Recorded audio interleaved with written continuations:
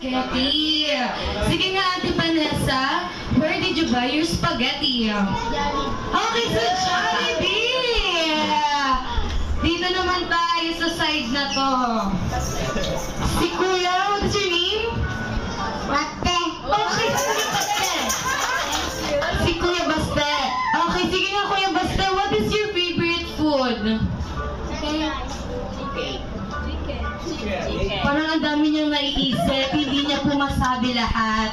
Okay, dito tayo kay Ate Maxine. Ate Maxine, what is your favorite subject in school? Chicken po? Okay, ano po favorite subject mo sa school? Math! Sige nga Ate Maxine. Sasample lang tayo ni Ate Maxine. Sige Ate Maxine, 1 plus 1. 2 plus 2. 4 plus 4. 732 plus 535. Siyempre, joke lang po yun natin, Maxine. This time, Jolly Kids, dahil gagayahin nyo na si Kuya